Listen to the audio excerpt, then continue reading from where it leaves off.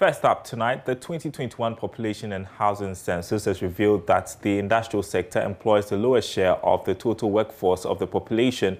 The report put together by the Ghana Statistical Service also showed the agric sector employed the 33% of the total workforce. Now, whilst the services sector employs 53%, there is more in this report. A report put together by the Ghana Statistical Service from the 2021 Population and Housing Census has shown that industry employs the lowest economically active population.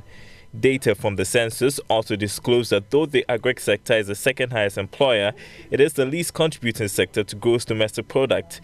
Here's government statistician Professor Samuel Kobneni. We step back and look at the second quarter of our gross domestic product in terms of outputs. And what we see is the industrial sector is contributing 29%, keeping in mind that it's only 14% of persons who are employed can be found in the industrial sector. In contrast with 53% of the population in the services sector, in terms of output, they are giving us 50%. What should really be on the table for conversation is the low returns that is coming from the agriculture sector. 33 persons are employed 15 years and older in the agriculture sector, and the returns that we are getting in terms of output from the agriculture sector is 21%.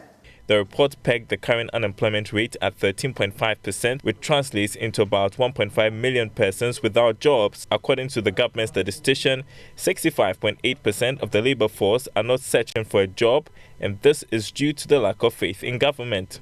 The headline story around unemployed is the number of people who are unemployed. 1,551,118 persons in Ghana, 15 years and older, are unemployed. We are presenting the disaggregation of unemployed persons. And our interest here are first-time job seekers and those who are available but not seeking for work. Indeed, some of these people have given up on the economy, and this is where we need to rethink interventions. So here we are talking about in excess of 700,000. That is, if you sum the male-females, 296,000 and 409,000, you get about 706,000 persons who are available but are not seeking for work. And in terms of first-time job seekers, we are talking about close to 500,000. That is summing 241,000 and 245,000, close to 500,000 persons who are first-time job seekers. The report, with focus on economic activity, revealed that the current labor force is about 11.5 million, with about 9 million employed and 1.5 million unemployed. 500,000 out of the unemployed are persons who are 15 years plus and are first-time job seekers. Now, the Deputy Director of Administration at the Ghana Tourism Authority, Ajeni Boateng, has indicated that COVID-19 has affected the tourism sector more than any other in Ghana's economy. He says about 1.3 million people visited Ghana in 2019 during the year of return, but the figure has reduced to 35,000 since the advent of COVID-19. Here's more. The Deputy Director Administration said this at the capacity building workshop held for people in the tourism industry in Tamale. Mr. Boateng said because of COVID-19, most industry players are unable to build the capacity of their staff, therefore the intervention. In 2019, we have people coming to Ghana. When we were celebrating that thing in 2019, the year of return festival, we had about 1.3 million people visiting Ghana. But when the COVID-19 came, the arrivals reduced up to 85,000 people coming to Ghana. So you see the difference. So the COVID-19 has affected the tourism sector more than any other sector in the economy, because tourism has to do with people. If people are not coming, people will not go to the hotels. If people don't go to the hotels, they will not get the money. So we are doing this to revitalize the tourism sector, to support the sector, to support the plants, to support the tourism operators, and to alleviate the effect of COVID-19 on people. Some participants said the training has come handy. When such a thing comes up, it gives you hope It makes you feel that you have not been left aside. Though it's one day, it's better than nothing. I'm satisfied with the initiative, but we need more, especially in northern Ghana, where we are not a targeted region in terms of tourism per se. We are mostly a spillover side. In other news, and still related to the pandemic, crop scientists and researchers across the country have been counting the losses of the crop sector after COVID-19 affected and modified normal supply chain of horticultural produce. The scientists say the delayed delivery of agric inputs, lack of arrival of seasonal labor, and non-harvesting of crops as a result of quarantine measures and other restrictions led to several losses in the sector. Speaking at the annual general meeting of horticulturalists at the University of Cape Coast, horticulturalist and the Vice Dean of Students of the University of Cape Coast, Professor Frimpong, indicated a lot needs to be done to save farmers from further losses and also maximize foreign exchange. Here's more from Richard Kojunyako. Horticulture, a branch of plant agriculture that deals with garden crops, generally fruits, vegetables, and ornamental plants, have been dealt a hefty blow by the COVID-19 pandemic. Horticulturalists across the country at their annual general meeting in Cape Coast have been counting their losses brought about as a result of the pandemic. They say the restrictions associated with the pandemic might further affect the crop subsector if something prudent is not done. A horticulturalist and Vice Dean of Students at the University of Cape Coast, Professor J. Frimpong, is charging crop scientists and researchers to push harder to protect the development of Ghana's crop regime. COVID-19 has indeed affected and modified the normal supply chain of horticultural produce. This is attributable to infections, quarantine measures, and restrictions that led to delayed delivery of agricultural inputs, the lack of arrival of seasonal labor, the non-harvesting of crops in some cases, the accumulation of products which will lead to losses, wastages, and increase in costs and decline in profits, and the disruption of the national horticultural distribution grid, sometimes causing shortages of horticultural crops. It also led to substantial financial losses, especially for some perishable, high-value agricultural items such as cut flowers. The restrictions and stoppages of international flights and cargo transport also affected logistics of the supply chain. Delivering the keynote address at the annual general meeting, former Pro-Vice Chancellor of the University of Cape Coast, Professor John Nelson Boa, indicated a lot of horticultural crops are being used to fight the COVID-19 disease, just that they have not been documented. He stated crops like ginger and some leafy crops were heavily being relied upon in the heat of the pandemic and pushed for more crops to be planted. Various local vegetables and fruits, such as the African locust bean, dawa, Solanum tovum, kou nsusua, prekese, and etc. should be employed to fight COVID-19. In actual fact, in the heat of the COVID-19, Mr. Chairman, I want to believe that people started fighting the effect of the COVID with horticultural crops. Just that it was not documented. People were using ginger leaves, onion leaves, and all kinds of things. And I want to believe that it worked. The annual general meeting of the horticulturalists at the University of Cape Coast discussed horticulture as a therapy and a dynamic intervention that uses nature-based activities to promote therapy that helps to resolve physical and emotional issues. Reporting for JoyNews, Richard Kojunyako, Cape Coast.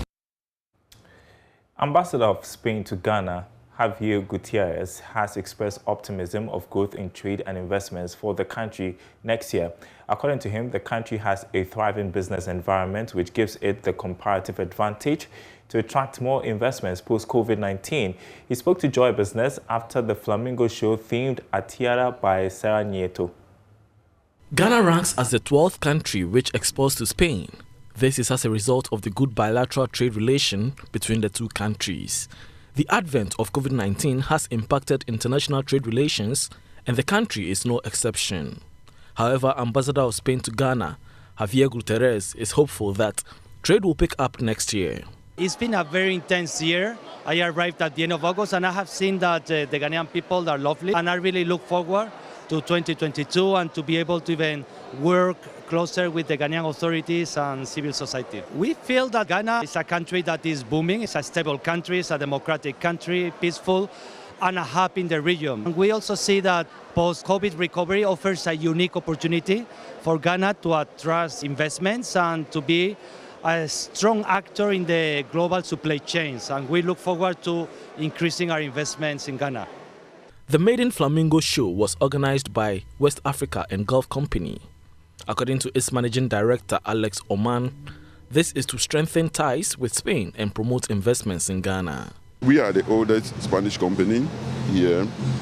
We have, the beginning was a bit difficult, but with the political environment that we have and also the gains that we are making in areas of economy, I think business is, going on well with us, and then we are also trying our best to increase our investment in other areas, and also through the Spain-Ghana Chamber of Commerce, we are also calling for other investors who are in Spain who haven't heard about, the gains Ghana has chalked. We will continue to sell Ghana outside for other investors to know what is happening in Ghana.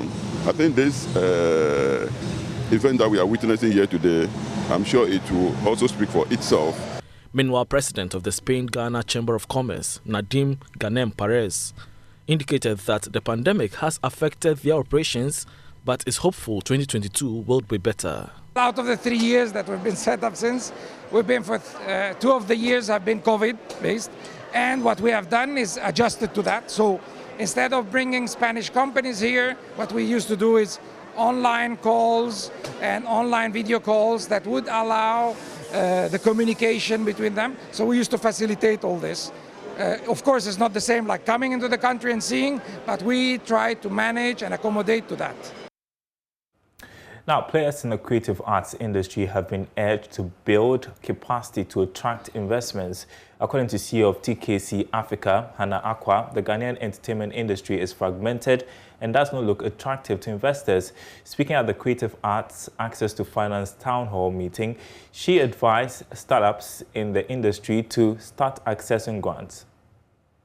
Creative Arts Agency, in collaboration with the Global Entrepreneurship Network, held the Creative Arts Access to Finance Town Hall to discuss financing in the entertainment industry and explore possible ways of addressing them. Speaking at the meeting, investment consultant Hannah Akwa admonished players to build capacity. My financiers are in Europe. However, my client, who I was talking to, is South African. And they're quite established in South Africa when it comes to the creative industry. They've got that kind of Tyler Perry, Hollywood kind of setting when it comes to film and whatnot. And I learned so much by engaging with him. But he is looking to help other nations. And the first nation he mentioned is Nigeria. Why? Because, they are quite well advanced. But even though Nigeria is quite well advanced, it's still a bit fragmented. You can have a huge market in the Igbo territory, then you can have a huge market in the north or in the Lagosians. Whilst here in Ghana, when I try to push Ghana, because I am Ghanaian and I wanted to make sure he comes to Ghana as well, I'm not stopping him for his investment, by the way, just wanted to make sure he comes to Ghana. He's like, we are very, very fragmented. It's like we just don't have some kind of covering. The organizers of the Creative Arts Town Hall explained that discourses like these are part of an agenda to break barriers in the industry. our first town hall was a couple of weeks ago when we were discussing that entrepreneurial artist. Today, it's a natural ripple effect of finance. It can be quite daunting for artists to be able to know how to invest in themselves, how to garner finance, how to attract investment.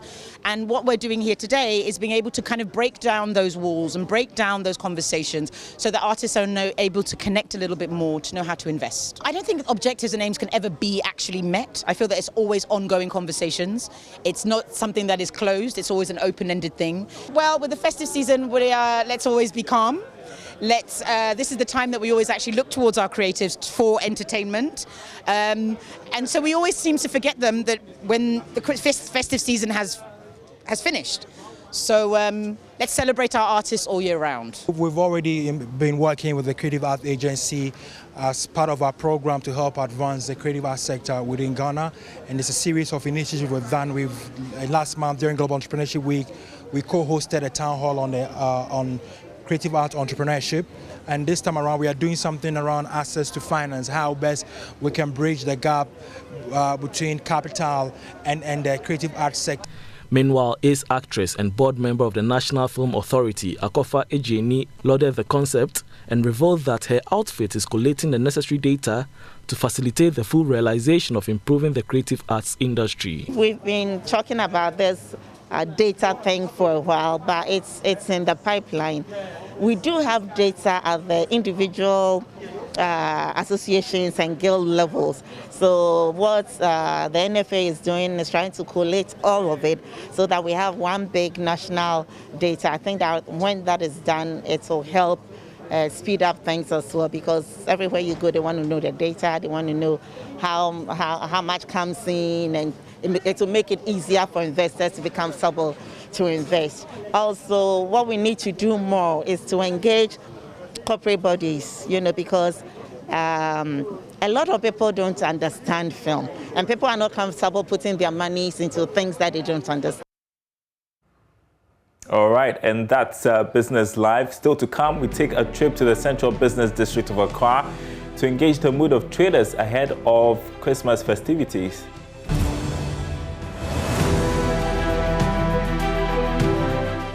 And welcome back to Business Live. Christmas is just around the corner. We're actually 8 days away, but some traders in the Central Business District of Accra are unhappy about the slow pace of sales. They attribute the situation to low money in circulation and the expected reopening of senior high schools come January 2022, when Joy Business engaged them. Here's Beverly Boom's report.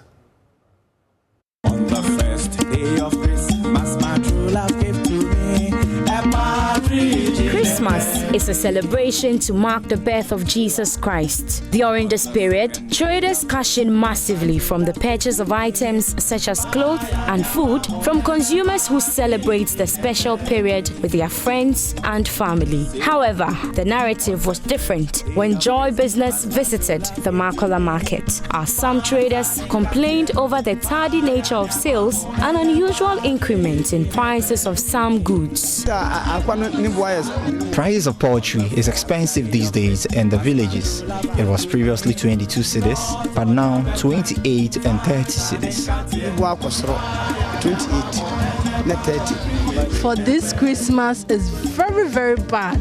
Even when it was last year, people come order things, cutting, but this time around, nothing is going on. From November to this time, the market is hard for us. When they pay the workers, they come to buy things for us. But from November to this time, nothing is going on. Some fashion designers we encountered during our visit also shared their thoughts on how the high cost of prices has affected their business. They therefore advise patrons not to wait till the last days before rushing in to get their Christmas attire designed for them. It's bad this year, I won't lie. I mean, we bought fabrics for 12 cedis, and then we've come this year and they've shot up to 20 cedis. you have to explain to customers how much they have to add up now, and then it's almost becoming like a problem because people always want to sew on budgets. Those people who want their clothes done before Christmas have already submitted theirs, and we are working on them, so we will finish for them because we always want to avoid the narrative of designers are liars, tailors are liars. But if you want to sit down until a week or 3 days before Christmas and you bring fabrics for us to sew for you, I mean, come on, let's be fair, we are not magicians. But in a rather different account, Madam Akosua believes the story from her fellow traders will be no different in the subsequent years, as every year, traders describe the previous year as better than the current one. It is not true that sales is no good. Customers have become more discerning nowadays and do not want to overspend on things that are not needed immediately.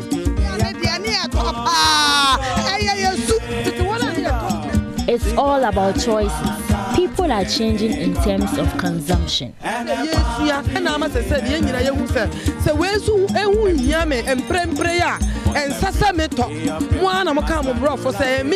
Auntie Kai, who trades in Christmas accessories regardless of the hardship, decided to sing us a Christmas carol. We wish you a Merry Christmas. We wish you a Merry Christmas. We wish you a Merry Christmas and a Happy New Year. For Joy Business, Beverly Broom reporting. Don't you just love Auntie Kai? That's Business Live tonight. Thanks for watching, everyone. There's more news on our website, myjoyonline.com/business. We will be back same time next week. Enjoy your weekend. Goodbye.